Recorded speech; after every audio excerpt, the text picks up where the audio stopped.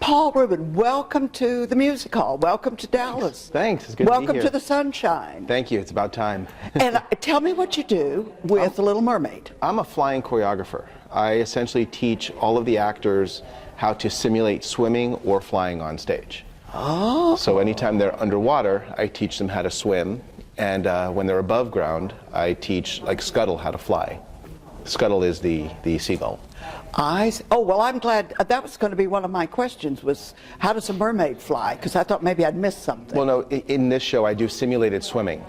Okay. So when they're underwater or under the sea, we try and make it look like they're swimming through the water, okay, instead of on roller skates as done previous. And is there water on stage? You'll have to come see it. Oh, what a wonderful tease. Yeah. How does one become a simulated swimming choreographer? I mean, is there an undergraduate degree in this? Not that I know of. When I was going to college, I was majoring in theater, and I wasn't sure if I wanted to be a technician, a designer, or a performer.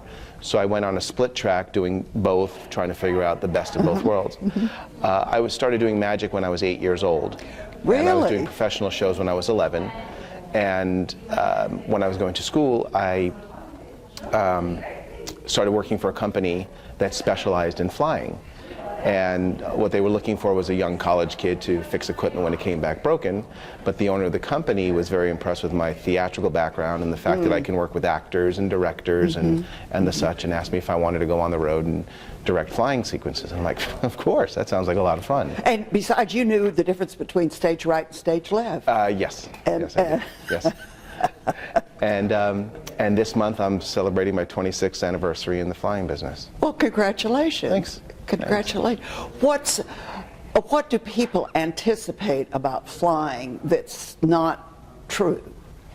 How uncomfortable the harness is, how much pressure it puts on your singing voice, things like that. They're always concerned about that, and they're always worried about being afraid of heights. But we work over some of those fears and make the harness as comfortable as possible. And when it is comfortable, I mean, when it's on correctly, you don't even notice it's on. So that's. And I understand that you've worked with one of Dallas' favorites, Kathy Rigby. Yes, I've actually toured with her since '97. So I bet you've been to Dallas before. Mm-hmm.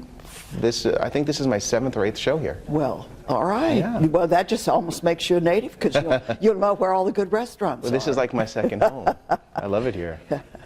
Where did you do your undergraduate work? UNLV, the University of Nevada, Las Vegas, which coincidentally, the director went to the same university. Not at the same time. Oh, okay. Yeah. When I was going there, when I first started, they brought in a guest director and a guest set designer, and Glenn, the director of this show, was the guest director for Something's Afoot. And that's when I met him in 1988, I think it was, 87, 88. And then I met up with him again in '97 when we launched our first Kathy Rigby tour. Okay. What's been the most surprising thing about putting this production of Little Mermaid together? The most surprising thing is how well it went together so quickly. We have a bunch of new cast members, and it's usually very time-consuming to teach somebody how to simulate swimming on stage. The biggest issue is that there's no resistance. So when you're swimming and trying to push against the water, there's nothing to push against, so there's no counter force. But Chelsea, the new Ariel, picked it up, and she looks amazing. There are times where I actually think she's swimming when I mean, I know she's not, but her moves just are so fluid. It looks really good. That's like dance choreography, when exactly, or what Marcel Marceau used to do as a mime. It's a combination of the two. Is it really? It's a combination of miming and dancing in the air. So, oh, wow. So add one more element to that. How exciting. How many people fly at one time? At one time, there are 2 people that fly at one time, but in the show, 6 people fly total. Oh, wow. Well, you're busy. Keeps us busy, yeah. Now, how many people do you have on your crew that we don't see? There is one person operating the show controls, because the show is totally automated. So there's motors controlling everybody's flight. There are 3 locals that we use for hooking and unhooking the actors to the wires, and 1 supervisor that stays up through opening night, and he works with me hand in hand. Tim pretty much takes all of my direction and then puts it on stage. Now, do you tour with the show or stay with the run? I stay with it through opening, and then I leave, and then I come back when the show moves elsewhere. Okay. So I'll come back when it goes to Houston and to Atlanta and so on and so forth. Okay. Well, I guess everybody will know when we're taping this, but we're all glad we're not in Atlanta this week. Very true. Very true. And hopefully they don't have the same winter weather that they have when the show gets there, because it'll be in June or July. Well, as Texans know, when it's cold in February, it'll be 90 in March. So. Well, we're looking at 70 degrees this weekend, so I'm excited Sounds for that. good. Sounds good. I know you want to invite the audience to come and see. So give them a little tease about why they should see Mermaid. Well, if you come see the show, which you should, you're going to see something very spectacular. You're going to see something that's never been done on stage before. This is unlike any version of Little Mermaid.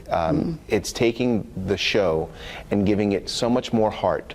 Glenn has added so much more character to the actors, to the people, that it's so moving and it's so endearing that I've seen the show many times in many different languages, and this company in particular has moved me to, I don't want to say it, but to tears.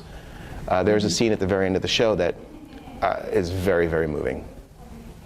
That's so interesting, because I would think that the most difficult thing to do would be to take a cartoon and flesh it out. Because it's 2-dimensional, and then to have it 3-dimensional. So our director has done a very, very good job at that. It's very impressive how he's done that. Well, we're glad that you're here, and we're glad that you're going to impress us. Thanks so much for taking time to talk to us. That's my pleasure. Thank you.